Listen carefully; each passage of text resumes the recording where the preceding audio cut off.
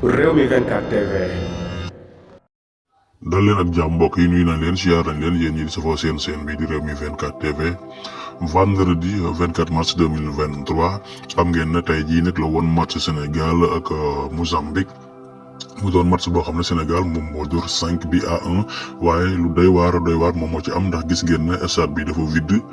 bi mu vide nag lan moo ko waral xam leen ne ticket yooyu nag dañu koo jënd ngir bañ mu dem foofa ca stade ba ndax loo xam ne patriote yi ñu ngi ko doon wax maanaam di fësal ne match Sénégal boobu daal képp ku fa dem boo demee nañu yuuxu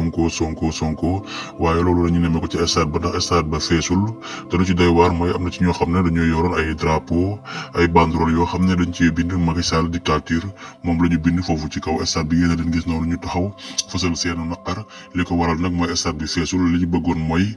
bu ñu demee ci match boobu daal fay wane seen naqar mais gis nañ ne billets yi dañ koo saakal pexe ba nga xam ne ñu bari ci Sénégal yi mënuñ jot yooyu billets ñu bari ñu ngi wax ne stade bi dafa vide fekk lii moom moo ko waral ndax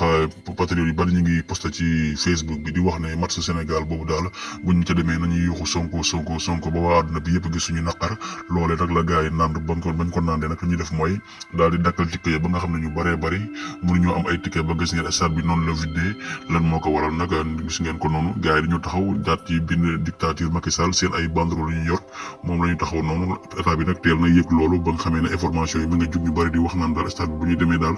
nañu taxaw daal di def suñuy yuuxoo naan Sonko Macky Sall dictature loolu moom moo waral ñu bloqué billet yi moom noonu mi ngi noonu ngeen di gis kon billet yi mujjul dem fële nga xam ne moom mooy stade bi dañoo xool ñu ko jox daal ak ñu ko dul jox mi ngi noonu kon stade bi dafa vide ñu bari sax ñi ngi wax naan Sénégal yi demuñu fekk lii moom moo ko waral kon Sénégal foofu la toll guddi ñu toll jaa ngeen jëf mbokk yi